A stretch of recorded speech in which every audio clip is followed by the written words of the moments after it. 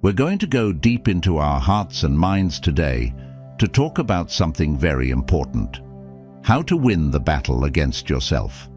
As Buddha said, it is better to conquer yourself than to win 1,000 battles. This battle isn't fought with weapons. It's fought in the quiet moments when your mind urges you to take the easy path, to give up, to procrastinate, to settle. But the easy path only leads to regret. Have you ever felt like you're stuck in a cycle of self-doubt, constantly wrestling with your inner critic? You're not alone. This internal struggle is the root of many of our challenges in life. But what if the answer lies not in avoiding the battle, but in confronting it head-on? In this video, you'll learn how to turn your procrastination into productivity and discover why confronting your fears is the key to inner peace. Today, we'll explore the secret to developing the mental toughness needed to not just survive, but thrive. Stay with me until the end, because today you are going to discover a lesson that has the power to transform your life like never before. Let's begin this journey. Face your darkness. In the stillness of modern life, we hide. We hide behind the noise of the world, work, entertainment, distractions. These become our shield from confronting the deeper truths within. But the more we run, the more we realize something is missing. The shadow of our fears, insecurities, and unresolved pain grows longer with every step we take away from it, and we wonder why inner peace remains elusive. The battle is not against the world outside, but the one raging within. To conquer your fear, you must face the darkest parts of yourself. These are the places we rarely dare to go, where our doubts, anxieties, and failures reside. They loom like specters in the quiet moments. But here's the truth: growth only comes from stepping into that darkness. In Buddhist thought, this darkness represents our suffering, and only by fully understanding and embracing that suffering can we begin to transcend it. The Buddha himself knew this. As he meditated beneath the Bodhi tree, Mara, the embodiment of fear and temptation, came to him. Mara's whispers were those of doubt, offering comfort and safety. But the Buddha faced them head-on. He did not run. He looked Mara in the eye, and in that moment of deep confrontation, rose above fear, doubt, and attachment. I had the courage to go back in there and organize that mess in my mind. These words ring true for anyone on the path of self-mastery. It is not the easy path that leads to growth. It's the willingness to return again and again to the mess of the mind, to confront the unresolved wounds, the fears that paralyze you, and to sit with them. Only then can you rise above them. So how do you start? Begin with honesty. Acknowledge the areas of your life that cause discomfort, the moments that make you feel small or weak. Meditate on those fears. Invite them to the surface. In Buddhism, this is called vipassana, a deep insight into the nature of things, the truth of your suffering. In doing so, you strip fear of its power, because what you face loses its grip over you. What you understand can no longer control you. But facing your fear is just the beginning. Growth comes when you reject the comfort that numbs the pain. Now, we move to the next battle, the battle of comfort and stagnation, where the true warrior's spirit is tested. If you thought confronting fear was hard, the real challenge lies in embracing discomfort and forging ahead. Because it's not enough to merely face your darkness, you must also resist the allure of the easy path, the safety that keeps you from becoming the person you are meant to be. What's your inner battle? Have you faced it today? The path to freedom lies beyond it. Reject comfort. We live in a world designed for ease. Convenience is at our fingertips. Comfort is the prize many seek. Yet the easy path is often where we fall. It's the path of least resistance, the one that offers a false sense of security, leading to stagnation, complacency, and repeated mistakes. When we choose comfort, we deny ourselves the chance to grow, and so we remain stuck, wondering why we never reach our potential. But the truth is, growth happens outside the comfort zone. You don't strengthen by walking a familiar path. You grow by treading where the ground is rough, where each step demands your focus, and where the next step is uncertain. In the fire of discomfort, you forge a stronger version of yourself. The mind sharpens, the body becomes resilient, and the spirit awakens. Embrace what is hard, and you will emerge transformed. As the Buddha taught, the path to enlightenment is neither one of indulgence nor extreme denial.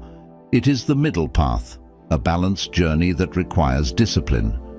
Though it is uncomfortable, it calls for a sacrifice of ease and demands consistency in the face of hardship. This is the way towards spiritual awakening. When you reject comfort, you awaken to a deeper truth. You were not meant for a life of indulgence, but for a life of mastery. The easy path is where mistakes happen. The hard journey doesn't allow for many errors because it's too difficult to repeat. This is why the hard path is so powerful. It doesn't leave room for negligence. Every step matters, and every action is deliberate. The further you walk it, the stronger you become, prepared for life's inevitable challenges.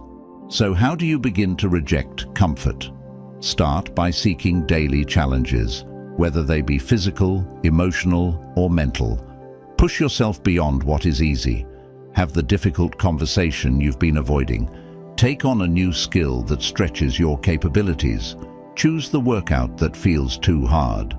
Discomfort is not an enemy, it's the gateway to transformation. Look to the Zen monks who rise before the sun, meditate in silence, and live lives of strict discipline. They do not seek comfort. Instead, they embrace the grind of routine, knowing it's the key to sharpening the mind and fortifying the spirit. Their rejection of ease is what makes them unshakable. But rejecting comfort is not the end. It's just the beginning. The true battle lies in mastering your mind, for without control, comfort will always find its way back. The next step is taking control of the one thing you can never escape: your own mind. Take control of your mind. In the chaos of today's fast-paced world, the mind often runs wild, dragging us along with it. We let our thoughts dictate our emotions and, in turn, our actions.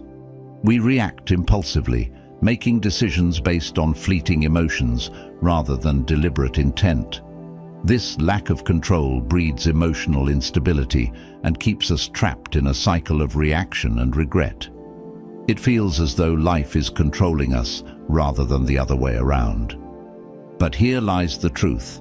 Self-discipline starts with mastering your thoughts. The first battle you must win is the one against the endless stream of your mind. If you allow your thoughts to control you, you will forever be at the mercy of external forces. But when you learn to master your mind, you gain the power to shape your reality. You stop reacting to the world and start acting with intention. Once you take control of your mind, you start making decisions for yourself versus your mind making decisions for you. In Buddhism, mindfulness is central to this mastery. Mindfulness means being aware of your thoughts and emotions without becoming attached to them. You observe them as they arise, but you do not let them dictate your actions. This awareness gives you space, the space between stimulus and response, where true freedom lies. When you're mindful, you're no longer a puppet to your impulses. You're deliberate, and with that deliberation comes power.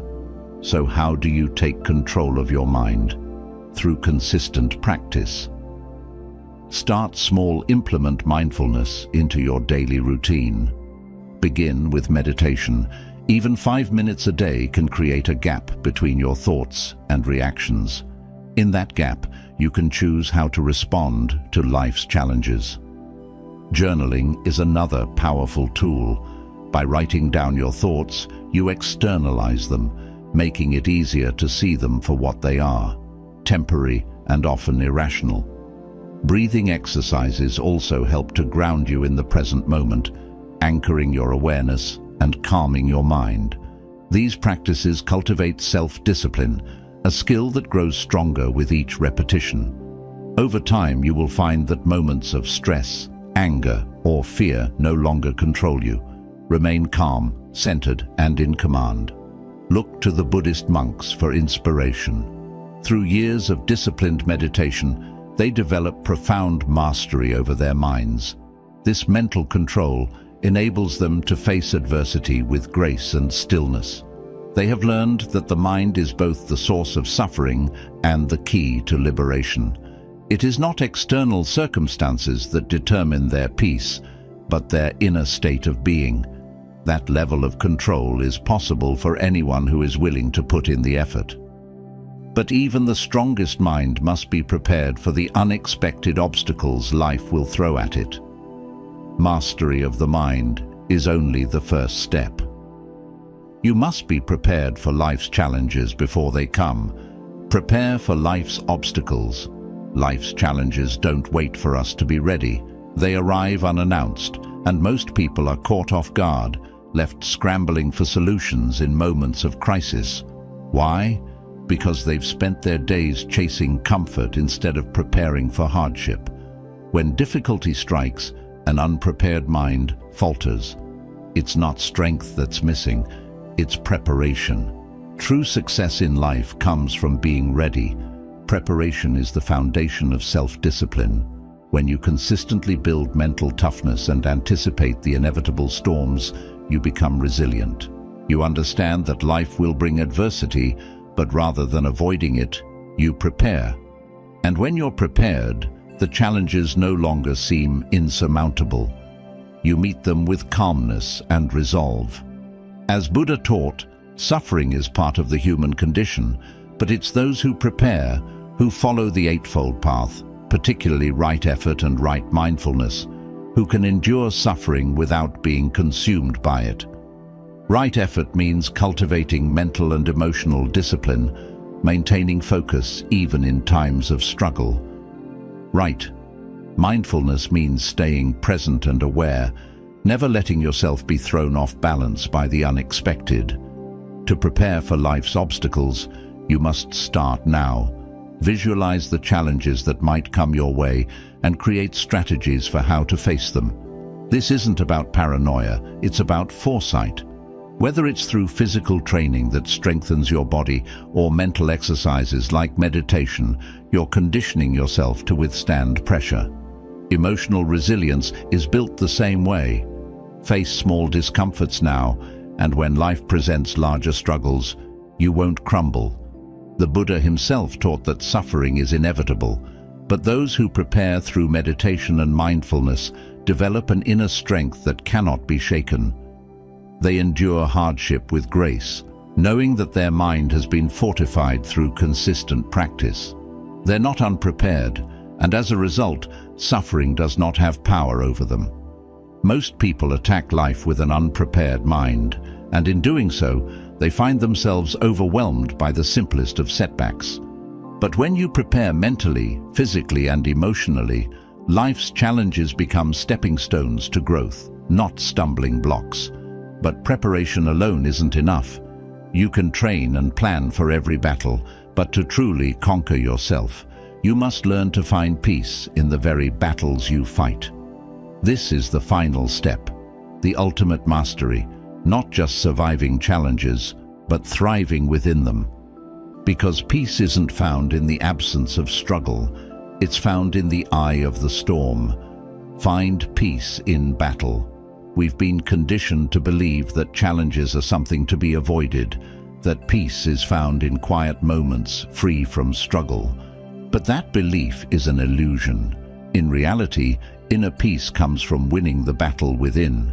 It's not the absence of conflict that brings tranquility, it's the mastery of it. Life will always bring challenges. The question is, will you fight them or let them defeat you? The true path to peace is found when you stop running from the battle and start engaging with it. The paradox is this: peace comes from struggle, not the kind of struggle that drains your spirit, but the kind that refines it. By consistently challenging yourself, whether physically, emotionally, or mentally, you develop a resilience that cannot be shaken. You begin to realize that the real battle is not with the world, but with yourself, your doubts, fears, and weaknesses. And the more you engage with these inner conflicts, the more peaceful you become.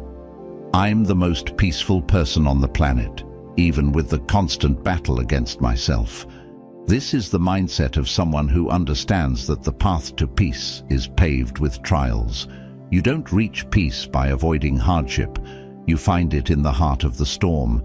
Each time you face a challenge and emerge stronger, you build a deeper sense of calm that external circumstances cannot disturb. Buddhism teaches this truth. Peace is not found in avoiding struggle, but in overcoming it. The practice of meditation is a battlefield for the mind, where we confront our inner demons, our anxieties, fears, and attachments. Meditation doesn't remove struggle, it brings it to the surface, allowing us to confront and transcend it. This confrontation is what leads to lasting tranquility. Peace is earned through discipline, focus, and the willingness to engage with what is uncomfortable. So how do you apply this in your life? Challenge yourself regularly. Take on tasks that are difficult, tasks that test your patience, willpower, and endurance. In doing so, you build mental and emotional resilience. In your quiet moments, turn inward through introspective meditation. Each time you overcome a struggle, whether external or internal, you strengthen your sense of inner peace. You learn that nothing can shake you because you've mastered the battle within. The ancient samurai warriors understood this deeply. Practicing Zen Buddhism, they learned to find peace in the midst of combat, knowing that the battlefield was both literal and metaphorical. For them, the path to peace often lay in the heart of conflict. They realized that peace wasn't the absence of battle. It was the clarity and calm they found within it. You've begun to understand this truth. Peace is not the absence of struggle, but the result of engaging with it. But how do you ensure you're on the right path? The answer lies in listening to the uncomfortable voice within, the voice that tells you to keep pushing forward, even when everything else tells you to stop. Trust the uncomfortable voice. There's a voice inside you, one that whispers in moments of silence when you're alone with your thoughts. Most people ignore it, especially when it leads to discomfort, pushing them toward decisions they'd rather avoid. We distract ourselves, drown it out with noise, and seek comfort in the familiar. But that inner voice, the one that tells you to go where fear resides, is the key to your personal transformation. Ignoring it leads only to stagnation and missed opportunities for growth. Listen to the voice that pushes you to grow. That voice, though unsettling, always knows the right path. It doesn't take you toward the easy road.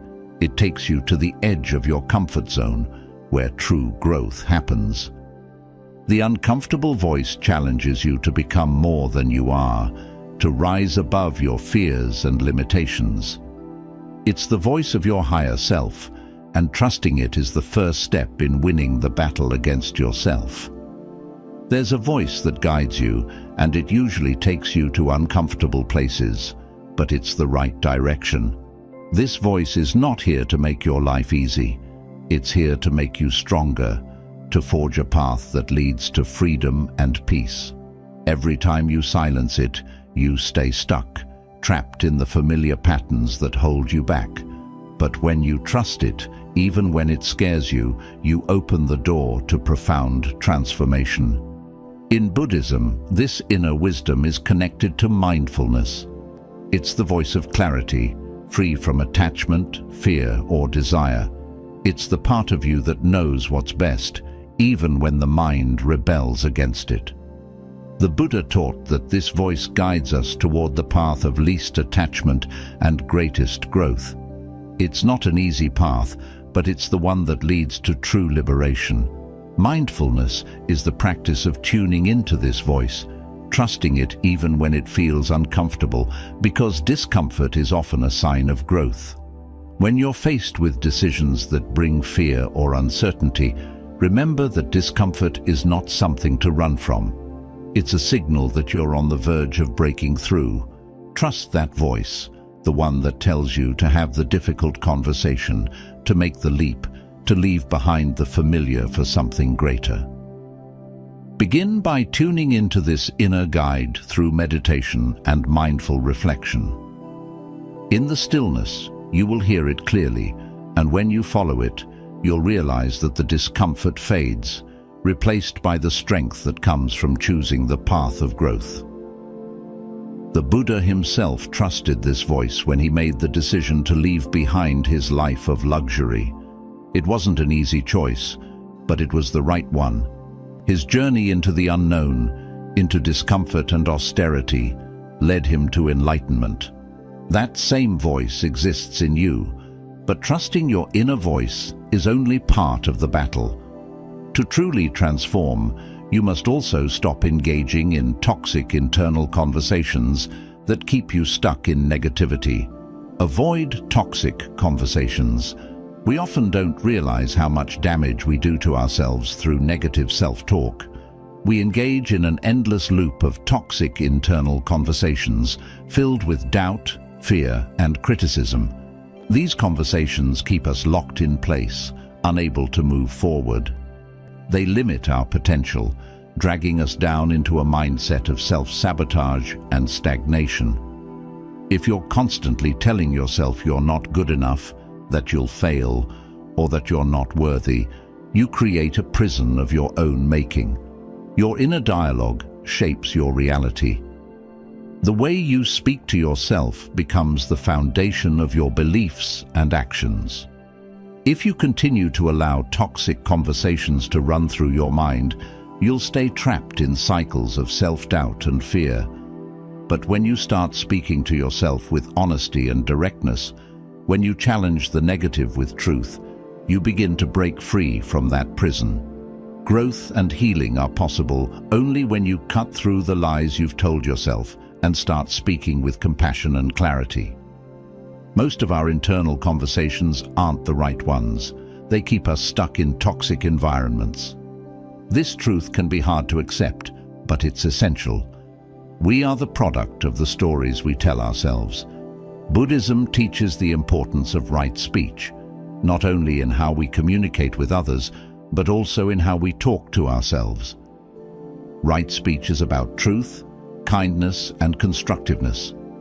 It's about using words, both internal and external, that lead to personal freedom, not further bondage. When you practice mindfulness around your internal dialogue, you gain the power to change your story. Pay attention to the moments when your mind turns toxic. Recognize when your thoughts become harsh or self-critical. Challenge those thoughts with truth. Be direct, but not cruel. Instead of indulging in self-pity or allowing harsh judgment to take over, confront yourself with compassion. Speak to yourself as you would speak to someone you love, with honesty, but also with kindness. Zen masters often teach that the mind is like a garden. If you allow toxic thoughts to take root, they will spread like weeds, choking the life out of everything else. Clearing the mind of toxic internal conversations is like weeding this garden. It's a process of removing the harmful thoughts that inhibit growth and allowing positive, nurturing thoughts to flourish in their place. But avoiding toxic conversations is just the beginning. Now that you've begun to weed the garden of your mind, the next crucial step is embracing brutal self-honesty, because without it, true change cannot happen. Embrace self-honesty. We live in a world where it's easy to deceive ourselves, to hide behind comforting lies and false reassurances. We sugarcoat our weaknesses, make excuses for our failures, and avoid facing the uncomfortable truths about who we really are. But in doing so, we block the path to real transformation. Growth cannot happen when you refuse to confront the reality of your current state.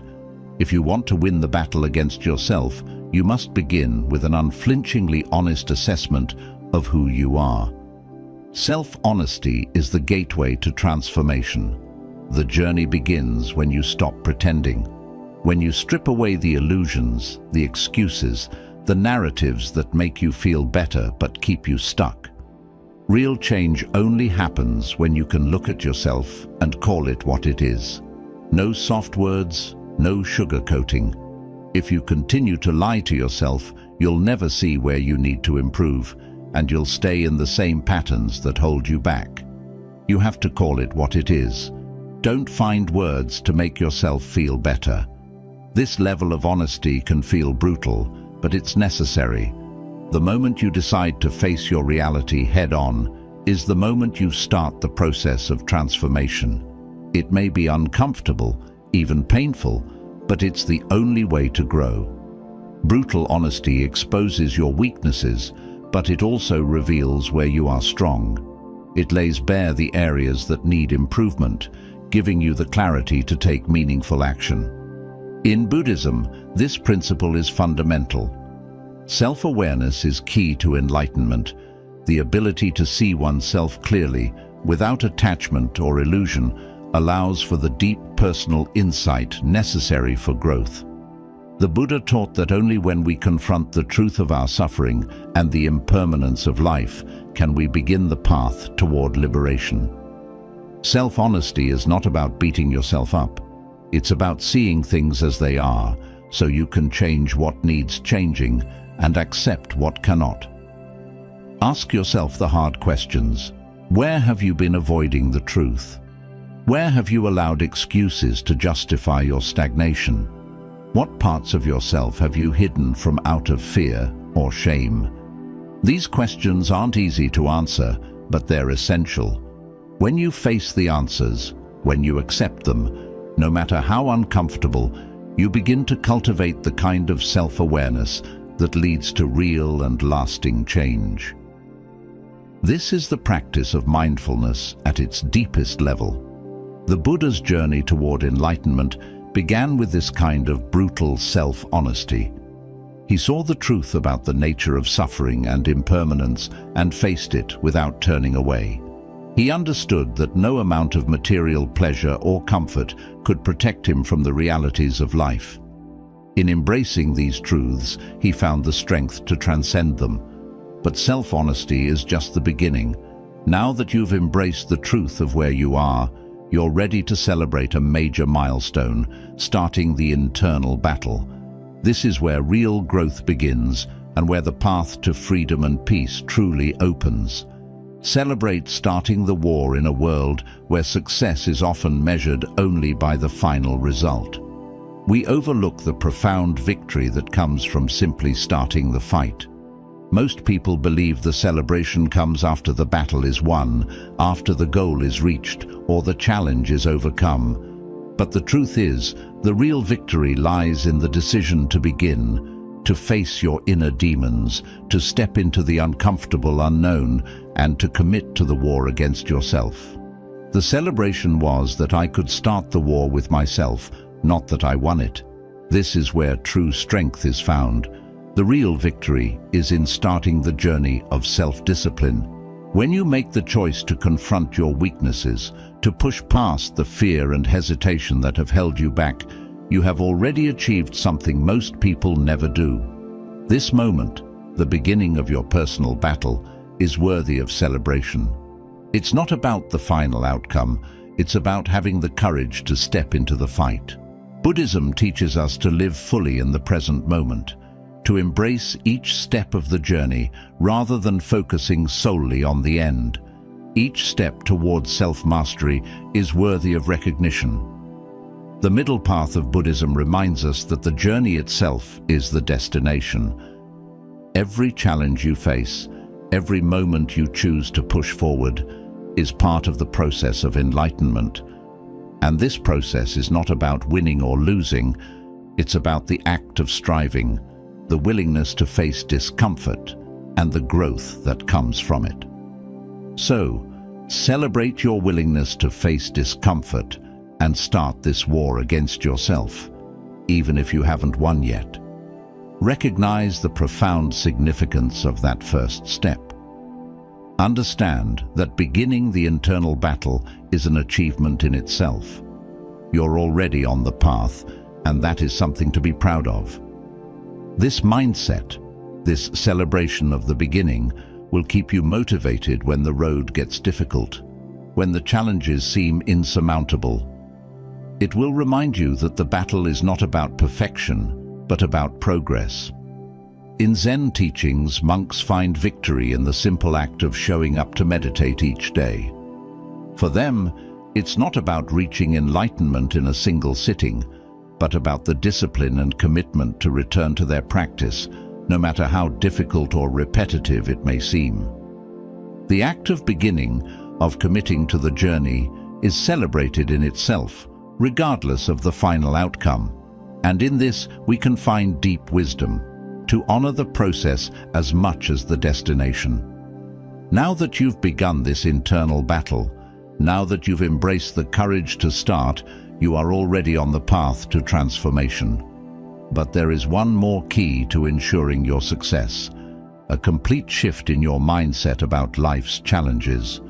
This is where the battle truly intensifies. Are you ready for it? Change your mindset, change your life. You wake up every day to fight a battle, but this battle isn't with the world outside. It's within. Every hesitation, every moment of doubt, every time you let fear hold you back, that's the war you're waging. What holds you back isn't your circumstances, it's your mind. Yet your mind is also your greatest weapon.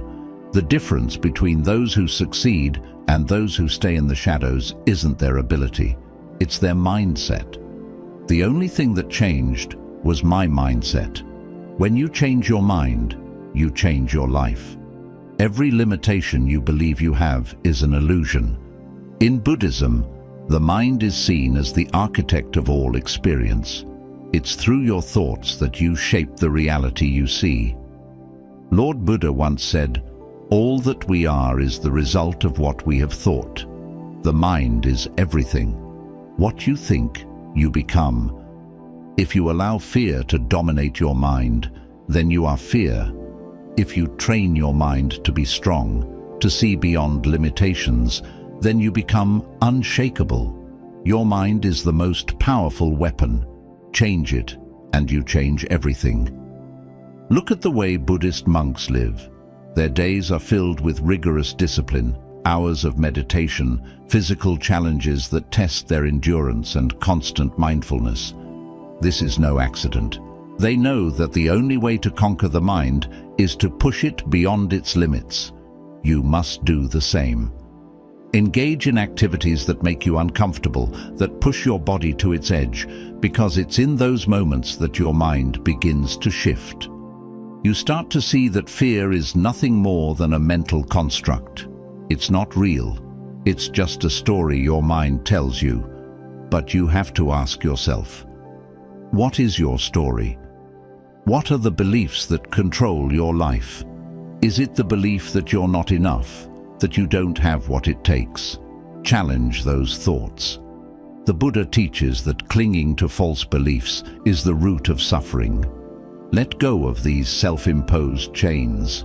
Each moment of meditation, each breath you take mindfully, you are rewiring your mind. You are transforming it from a prison into a weapon. Buddhist monks, through their discipline, have mastered this art. They can remain calm in the face of adversity because their minds are free. They have won the battle within themselves. That same power resides within you, but it requires relentless dedication.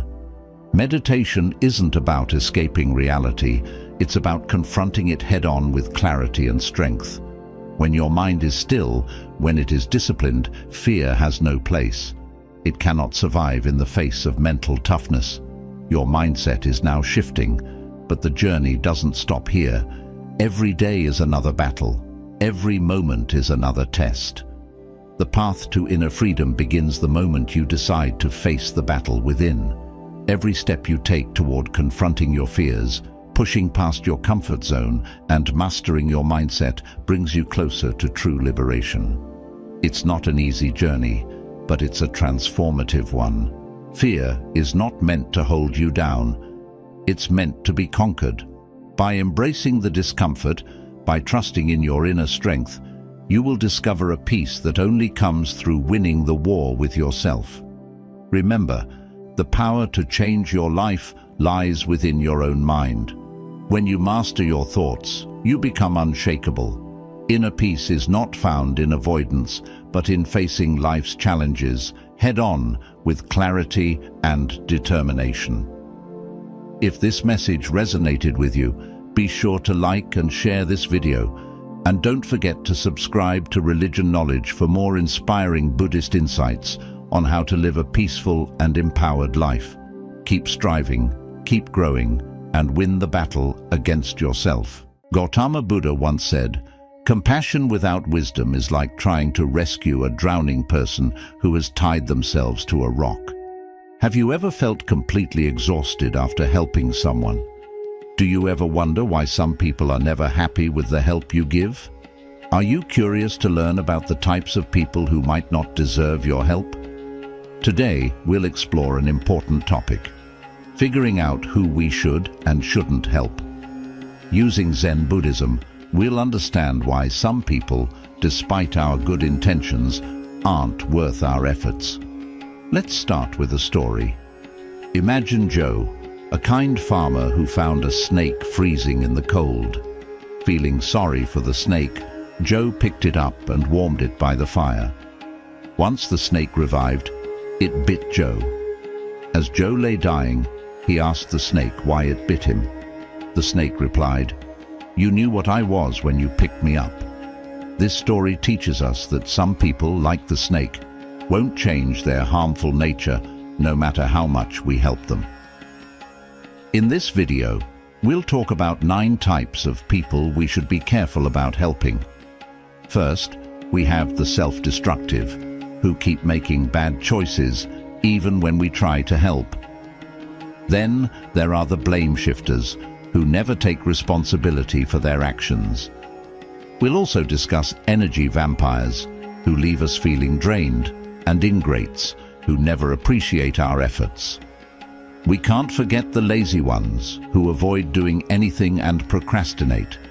There are also irresponsible people who dodge their duties, manipulators who use others for their own gain, perpetual critics who always find something wrong, and narcissists who think only of themselves and need constant admiration. Understanding these types of people is important for setting boundaries and taking care of ourselves. We'll share practical tips on how to recognize these harmful behaviors and balance our kindness with self-protection. Stay with us until the end to learn more about these types and how to protect your energy and well-being. Don't forget to like, subscribe, and share this video to help others understand these interactions better. Self-destructive 1. The self-destructive. The first type of person we should be cautious about helping is the self-destructive. These individuals often engage in behaviors that harm themselves, even when they receive the best advice and support. Understanding why they act this way is essential for us to know when to step back. Self-destructive people are those who make poor choices that hurt their lives. They might indulge in unhealthy habits, make risky decisions, or refuse to take actions that would improve their situations. Imagine a friend who always makes the same mistakes despite your advice. No matter how much you try to help, they continue on a path that leads to their own suffering. From a Zen perspective, self-destruction comes from a lack of self-awareness and understanding. In Zen, personal responsibility is crucial. When people don't understand themselves, they struggle to see the consequences of their actions clearly. They might not realize how their behaviors are leading to their suffering. Helping such individuals without letting them see their own mistakes can prevent them from learning and growing. When we try to help self-destructive people, we often end up enabling their behavior. For example, imagine you have a friend who struggles with addiction. You try to support them by giving them money or a place to stay, hoping they will change. Instead, your help might allow them to continue their destructive habits without facing the reality of their situation. This doesn't mean we shouldn't care for them, but it's crucial to find a balance. To find this balance, it's important to set boundaries. We need to offer support in ways that encourage self-awareness and responsibility. Instead of rescuing them from every consequence, we can guide them to see the impact of their actions. For instance, rather than giving money to a friend with addiction, offer emotional support and encourage them to seek professional help. This way, we help them take steps toward recovery without enabling their harmful behavior. In dealing with self-destructive people, it's also vital to take care of ourselves. Constantly helping someone who refuses to change can be draining and can affect our well-being. Practicing self-care ensures that we have the energy and mental clarity to support others effectively. Remember, in Zen, maintaining inner peace is essential. We can only offer genuine help to others when we are in a balanced state ourselves. By understanding self-destructive behavior and setting healthy boundaries, we can offer meaningful support without enabling harmful patterns. This approach not only helps the individual in need, but also preserves our own well-being, allowing us to continue offering help from a place of strength and compassion. 2. The blame shifter. The next type of person we should be cautious about helping is the blame shifter. These individuals are experts at avoiding responsibility and always find someone else to blame for their problems. Understanding this behavior is key to knowing when to step back. Blame shifters are people who never take responsibility for their actions. They might blame their failures on co-workers, friends, family, or even circumstances beyond their control. Imagine a colleague who never admits mistakes and always finds a way to pin the blame on someone else. No matter how much support you offer, they never seem to learn from their errors. From a Zen perspective, personal responsibility is a core principle. Zen teaches us to be aware of our actions and their consequences. Blame shifters, however, lack this awareness. They avoid looking inward and refuse to see their role in their own problems. This lack of self-reflection prevents them from growing and learning from their experiences. When we try to help blame shifters, we often end up reinforcing their behavior. For example, if you constantly defend a friend who blames others for their mistakes, you might make them feel validated in their misplaced blame. This prevents them from facing the truth and taking responsibility for their actions. It's important to recognize when our help is not fostering growth, but rather enabling harmful patterns. To handle blame shifters effectively, we need to set clear boundaries. Offering support should come with encouragement to take responsibility. For instance, if a friend blames their job problems on everyone else instead of agreeing, guide them to see how their actions might contribute to the situation. Encourage them to reflect on their behavior and consider changes they can make. In dealing with blame shifters, it's also crucial to protect our own well-being. Constantly supporting someone who never takes responsibility can be frustrating and draining. Practicing self-care ensures we maintain our inner peace and energy. In Zen, maintaining our own balance is essential to be truly helpful to others. By keeping ourselves centered, we can offer more genuine support.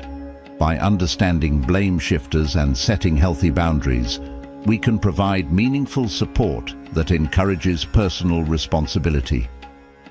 This approach not only helps the individual in need, but also preserves our own well-being. It allows us to continue offering help from a place of strength and compassion, guiding others towards self-awareness and growth. 3. The energy drainers. The third type of person we should be cautious about helping is the energy drainer. These individuals leave us feeling exhausted and depleted. Recognizing this behavior is essential to protect our own well-being. Energy drainers are people who constantly take our time and energy without giving anything back. They might always need support, vent about their problems, or demand attention without considering our needs. Imagine a friend who always calls you to complain about their life but never asks how you are. No matter how much you listen and offer advice, they always have another problem, leaving you feeling drained. From a Zen perspective, balance is key. Zen teaches us to maintain our inner peace and energy. Energy drainers, however, disrupt this balance. They take more than they give, leaving us feeling empty. It's important to recognize when someone is constantly taking our energy without reciprocating. When we try to help energy drainers, we often end up feeling exhausted and unappreciated. For example, if you spend hours listening to a friend's problems, but they never take your advice or show gratitude, you might feel used and tired. This one-sided exchange can be harmful to our mental and emotional health. It's crucial to see when our help is not appreciated or reciprocated. To manage energy drainers effectively, we need to set boundaries. Offering support should not come at the cost of our own well-being. For instance, if a friend always calls to vent, set a limit on how much time you spend on these calls. Encourage them to find other sources of support, like a therapist or a support group. This helps protect your energy while still showing compassion. In dealing with energy drainers, it's also essential to practice self-care. Constantly giving our energy without getting anything in return can leave us feeling depleted. Taking time for ourselves, engaging in activities that recharge us, and setting aside moments for meditation and reflection can help maintain our energy levels. In Zen, taking care of our own well-being is crucial to being able to help others effectively. By understanding energy drainers and setting healthy boundaries, we can offer meaningful support without sacrificing our own well-being. This approach not only helps the individual in need, but also preserves our own energy, allowing us to continue offering help from a place of strength and compassion. Maintaining our inner peace and balance is essential in providing genuine support to others. The ingrates. The fourth type of person we should be cautious about helping is the ingrate. These individuals never show appreciation for the help they receive and often take kindness for granted. Understanding this behavior is important to protect our own emotional well-being. Ingrates are people who never express gratitude, no matter how much you do for them. They might constantly expect more without acknowledging what they've already received. Imagine a co-worker who always asks for favors but never thanks you or returns the kindness. No matter how much effort you put in, they seem to feel entitled to your help and never appreciate it. From a Zen perspective, gratitude is a fundamental practice. Zen teaches us to appreciate every moment and every act of kindness. Ingrates, however, lack this appreciation. They fail to see the value in what they receive and take everything for granted. This lack of gratitude can lead to a cycle of endless demands and dissatisfaction. When we try to help ingrates, we often end up feeling unappreciated and resentful. For example, if you go out of your way to help a friend move house and they don't even thank you, it can leave you feeling used. This lack of acknowledgement can wear down your spirit and make you less willing to help in the future. It's important to recognize when our efforts are not being valued. To handle ingrates effectively, we need to set clear boundaries. Offering support should come with an expectation of mutual respect and appreciation. For instance, if a friend constantly asks for help without showing gratitude, have a conversation with them about the importance of acknowledging efforts. Encourage them to express thanks and recognize the help they receive. In dealing with ingrates, it's also crucial to practice self-respect. Constantly giving without receiving any appreciation can erode your self-worth. Taking time to reflect on your own value and ensuring you are treated with respect is essential. In Zen, maintaining a sense of self-worth and mutual respect is key to harmonious relationships. By respecting ourselves, we can ensure that our kindness is valued. By understanding ingrates and setting healthy boundaries, we can offer meaningful support without feeling unappreciated. This approach not only helps the individual in need, but also preserves our own emotional well-being. It allows us to continue offering help from a place of strength and compassion, fostering relationships built on mutual respect and gratitude. Maintaining this balance is essential for a fulfilling and harmonious life. The lazy. The fifth type of person we should be cautious about helping is the lazy. These individuals avoid effort and procrastinate, relying on others to pick up the slack. Understanding this behavior is crucial to protect our own productivity and peace of mind. Lazy people are those who continuously avoid doing their share of work. They might always look for shortcuts, leave tasks unfinished, or expect others to do things for them. Imagine a co-worker who never completes their projects on time and constantly asks for your help to meet deadlines. No matter how much support you offer, they never seem to improve their work ethic. From a Zen perspective, diligence and effort are essential principles. Zen teaches us to approach every task with mindfulness and dedication. Lazy individuals, however, lack this commitment.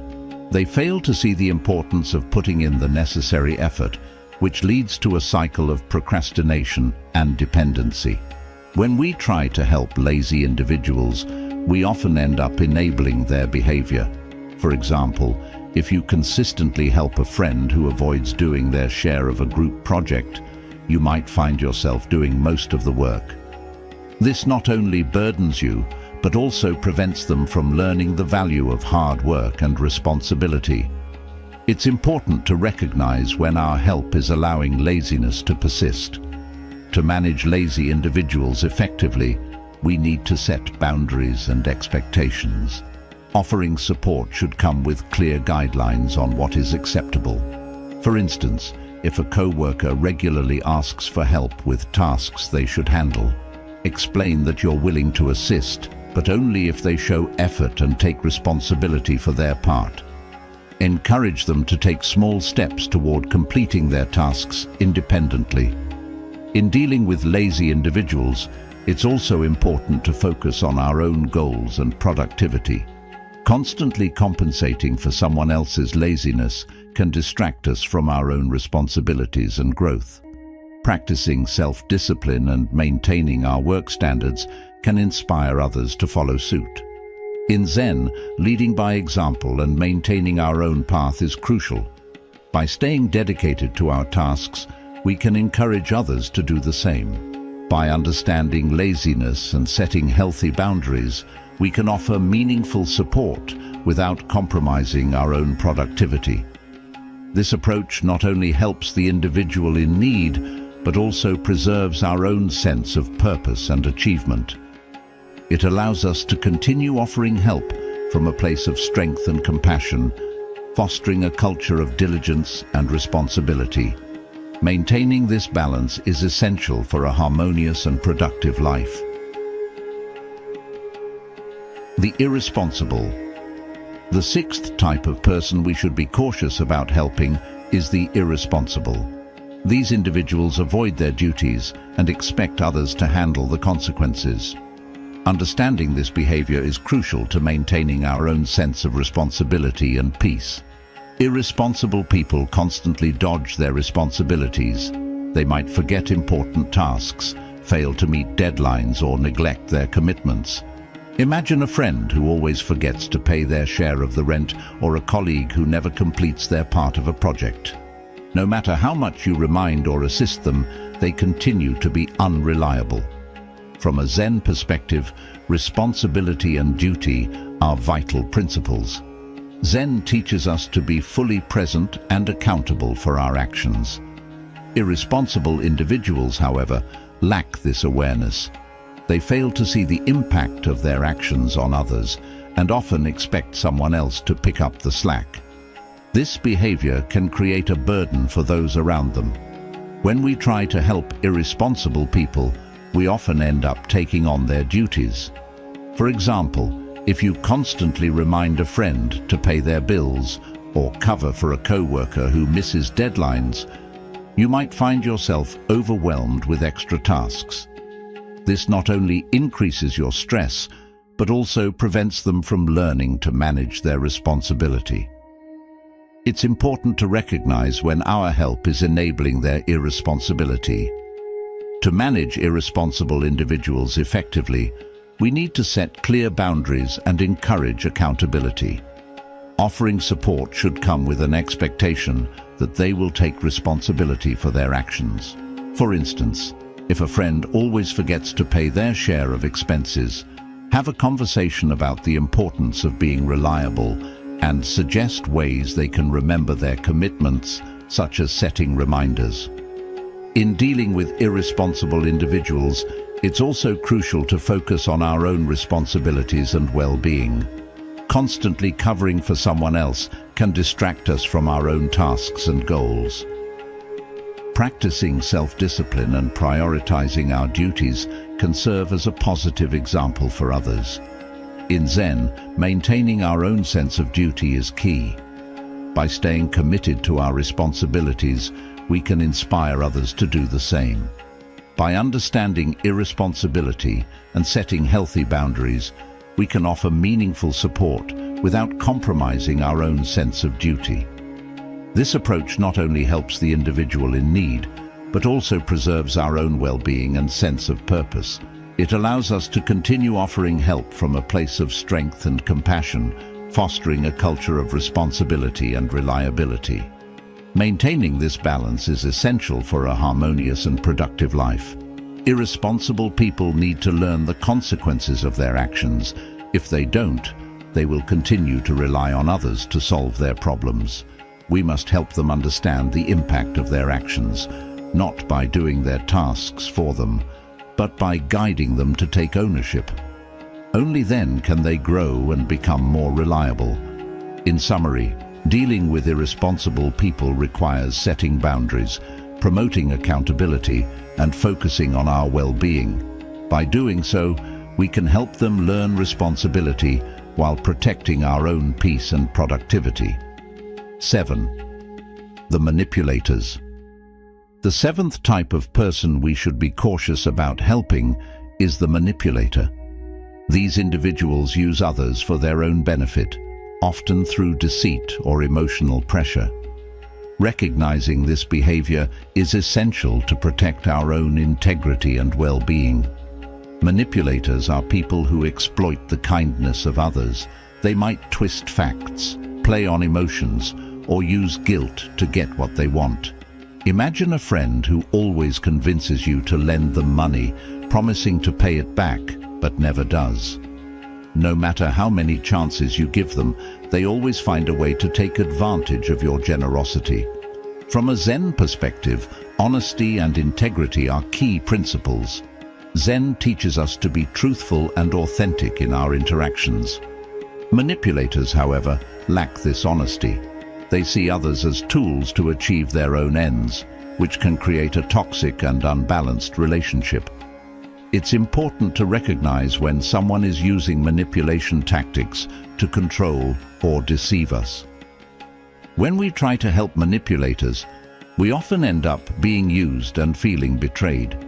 For example, if you constantly lend money to a friend who never pays you back, you might feel resentful and foolish. This cycle of manipulation can erode your trust and self-esteem. It's crucial to identify when our help is being taken for granted and to set firm boundaries. To handle manipulators effectively, we need to be assertive and clear. Offering support should come with an understanding of mutual respect and honesty. For instance, if a friend always manipulates you into doing favors, be firm in your responses and make it clear that you will not be taken advantage of. Encourage open and honest communication to foster a healthier relationship. In dealing with manipulators, it's also important to trust our instincts and maintain our integrity. Manipulative behavior can be subtle and hard to detect, but our intuition often senses when something is off. Practicing mindfulness and staying true to our values can help us recognize manipulation and respond appropriately. In Zen, being aware and present in each moment allows us to see through deceit and stay grounded in our truth. By understanding manipulators and setting healthy boundaries, we can offer meaningful support without being exploited. This approach not only helps the individual in need, but also protects our own sense of self and integrity. It allows us to continue offering help from a place of strength and compassion, fostering relationships based on honesty and respect. Maintaining this balance is essential for a harmonious and fulfilling life. Manipulators need to learn that deceit and emotional pressure are not acceptable. By setting boundaries and insisting on honesty, we can guide them toward more genuine and respectful interactions. This way, we help them grow while preserving our own well-being.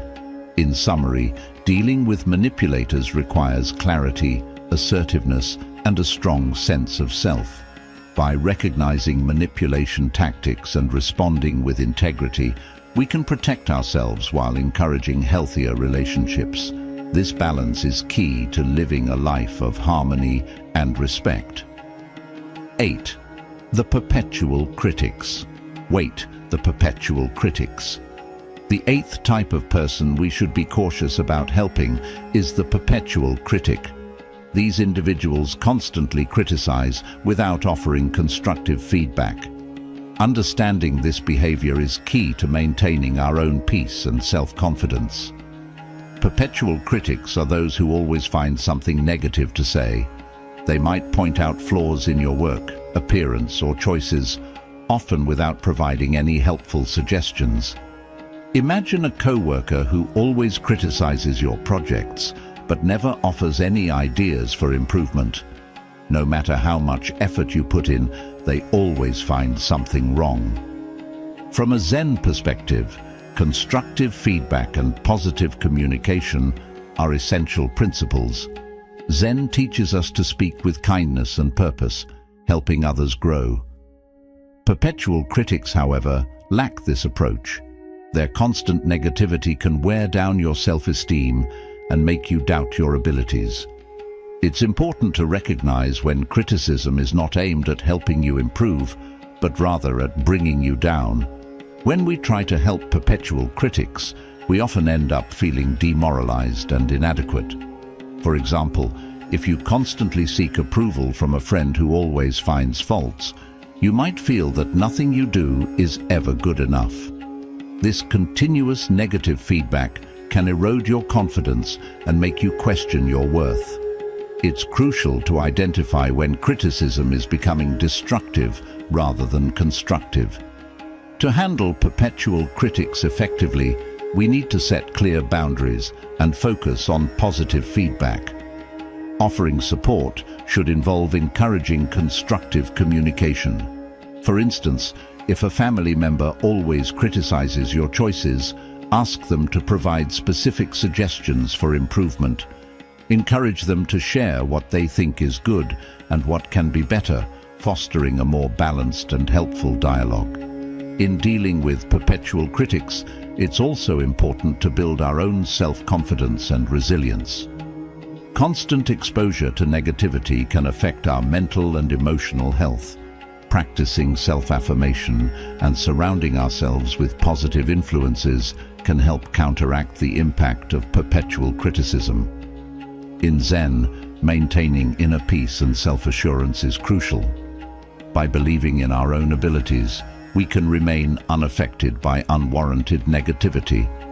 By understanding perpetual critics and setting healthy boundaries, we can offer meaningful support without letting their negativity affect us.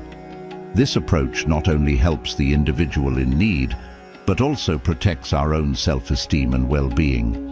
It allows us to continue offering help from a place of strength and compassion, fostering relationships based on mutual respect and positive communication. Maintaining this balance is essential for a harmonious and fulfilling life. Perpetual critics need to learn the value of constructive feedback and positive communication. By setting boundaries and encouraging a balanced approach, we can guide them toward more helpful interactions. This way, we help them grow while preserving our own peace and confidence. In summary, dealing with perpetual critics requires firmness, positive reinforcement, and a strong sense of self. By recognizing destructive criticism and responding with kindness and clarity, we can protect ourselves while fostering healthier relationships. This balance is key to living a life of harmony and respect.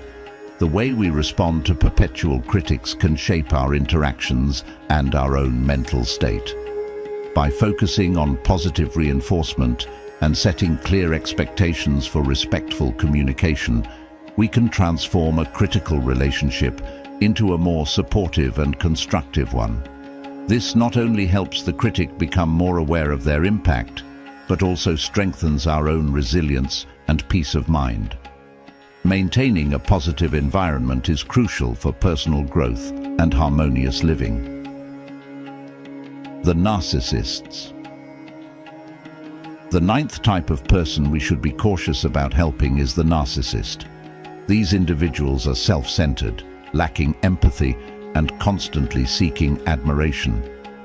Understanding this behavior is essential to protect our own self-esteem and maintain healthy relationships. Narcissists think very highly of themselves and expect others to do the same. They crave attention and praise, often putting their needs above everyone else's. Imagine a friend who always talks about their achievements and never shows interest in your life. No matter how much you try to connect, the conversation always revolves around them. From a Zen perspective, humility and empathy are key principles. Zen teaches us to be humble and considerate of others. Narcissists, however, lack this humility. They see themselves as superior and have little regard for the feelings of others. This self-centered behavior can lead to imbalanced and one-sided relationships. It's important to recognize when someone is prioritizing their own needs at the expense of yours. When we try to help narcissists, we often end up feeling unimportant and undervalued. For example, if you constantly praise a friend who never reciprocates, you might start to feel invisible and taken for granted. This one-sided admiration can erode your self-worth and make you feel less significant. It's crucial to identify when our support is fueling someone's ego rather than fostering mutual respect. To handle narcissists effectively, we need to set boundaries and promote equality. Offering support should come with an expectation of mutual respect and consideration. For instance, if a friend always dominates the conversation, gently steer the dialogue to include your experiences and interests as well. Encourage a two-way exchange that values both parties equally. In dealing with narcissists, it's also important to reinforce our own self-worth. Constant exposure to self-centered behavior can make us question our own value. Practicing self-affirmation and surrounding ourselves with supportive people can help maintain our self-esteem. In Zen, recognizing our own worth and staying grounded in our values is crucial. By valuing ourselves, we can remain unaffected by someone else's inflated ego. By understanding narcissists and setting healthy boundaries, we can offer meaningful support without being overshadowed. This approach not only helps the individual in need, but also protects our own sense of self and well-being. It allows us to continue offering help from a place of strength and compassion, fostering relationships based on mutual respect and empathy. Maintaining this balance is essential for a harmonious and fulfilling life. Narcissists need to learn the importance of empathy and humility.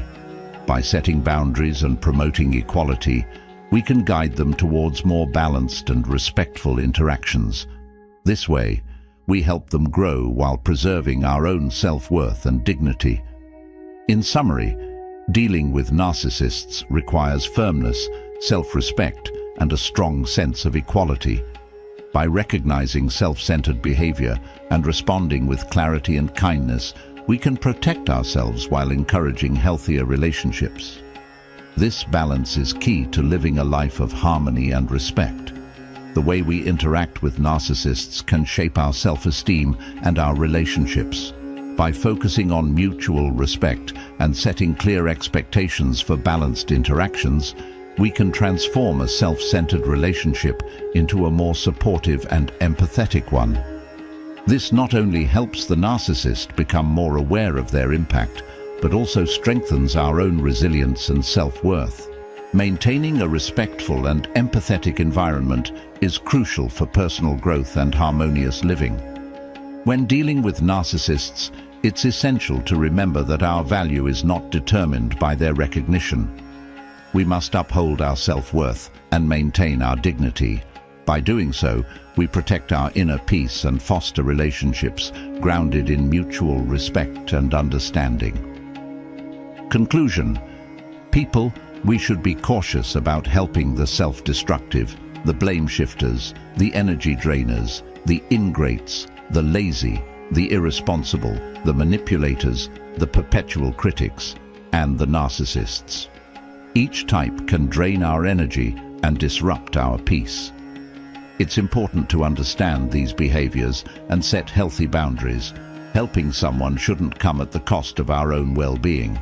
By setting limits, we can offer support without enabling harmful patterns. This approach helps others learn responsibility, gratitude, and respect while preserving our own peace and strength.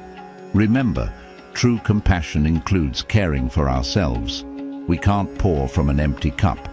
Practicing self-care ensures we have the energy and clarity to help others effectively. Zen teaches us to maintain balance and mindfulness in our actions. By being aware of our own needs, we can help others from a place of strength and compassion. Encouraging personal responsibility in others is a key part of healthy support. This means guiding people to see the impact of their actions and encouraging them to make positive changes. It's about fostering growth, not dependency. This approach benefits everyone involved and leads to more meaningful and respectful relationships. In our interactions, we must strive for balance. Mutual respect and empathy are the foundations of strong, healthy relationships. By recognizing when our help is beneficial and when it is not, we can make better decisions about how to offer support. As you navigate your relationships, keep these insights in mind. Protect your energy, set clear boundaries, and practice self-care. By doing so, you'll be able to help others in a way that is healthy and sustainable for both you and them. Thank you for joining us on this journey. Don't forget to like, subscribe to our channel, Words of Buddha, and also share this video. Your support helps us continue to provide valuable content. Stay mindful, stay compassionate, and take care of yourself.